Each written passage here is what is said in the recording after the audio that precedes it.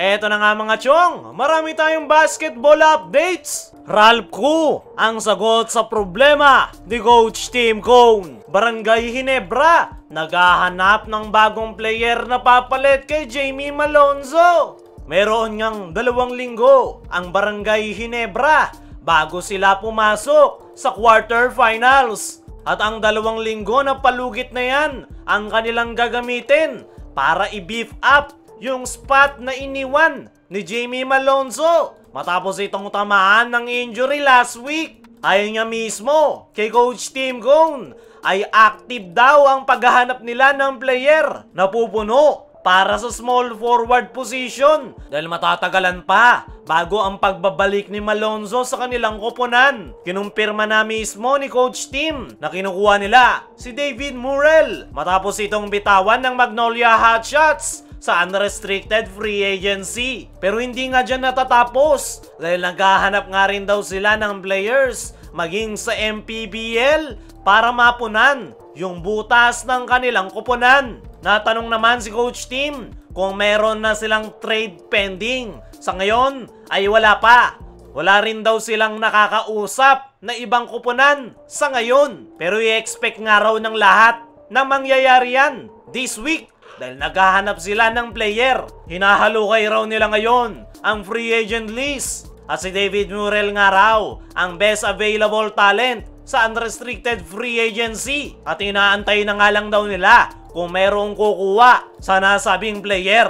Kung walang dadampot kay David Murrell ay Ginebra na ang bagsak nito. Sa ngayon ay napakalaki ng chance na sa Ginebra na ang bagsak nitong si David Murrell. At once nga na makuha ito ng Ginebra ay hindi pa dyan nagtatapos yung paghanap nila ng player dahil marami pang ang kulang sa kupunan ni Coach Tim Cone. At ang next 2 weeks nga raw ang perfect time na maghanap ng bagong player dahil sa loob ng 2 linggo ay 2 laro lang sila bago pumasok ng PBA playoffs. Sa ngayon nga mga chong ay pansamantala lang ang pagkawala nitong si Jamie Malonzo sa Barangay Ginebra. Pero napaka-importante nga ng kanilang mga upcoming games. Patapos na ang elimination round at nalalapit na ang quarterfinals. Kaya naman, ginagawan na ng paraan ni Coach Tim Cone ang problemang kinakaharap ngayon ng kanilang koponan dahil possible na semis o finals pa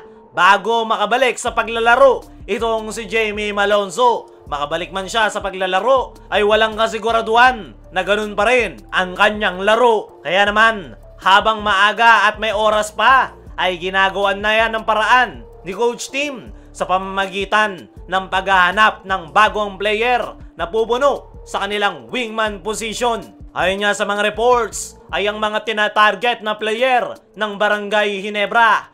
Unang-una na napakalaki ng chance na makapasok agad sa lineup ng Ginebra ay itong si David Murrell. Isang athletic player, may pagkakaling tulad kay Malonzo at pwedeng maasahan pagdating sa depensa. Napapabalita rin na handa ang Ginebra na makipag-trade sa Converge Fiverexers para makuha itong si Shawnee Winston, isang scoring machine na pwedeng masandala ni Coach Tim ngayong All-Filipino Conference. Ayon naman sa ating mga trusted source ay meron ng mga target itong si Boss Al Francis Chua at possible raw na magsagawa ng trade ang Ginebra sa mga susunod na mga araw. Hindi nga basta-basta kumukuha ng player ngayon ang Barangay Ginebra dahil sinisiguro nga nila na mag-fit sa sistema ni Coach Tim Cone na mixed triangle offense. Pero bakit nga ba biglang nagpanik ang Barangay Ginebra matapos ma-injury itong si Jamie Malonzo? Ayon nga sa mga source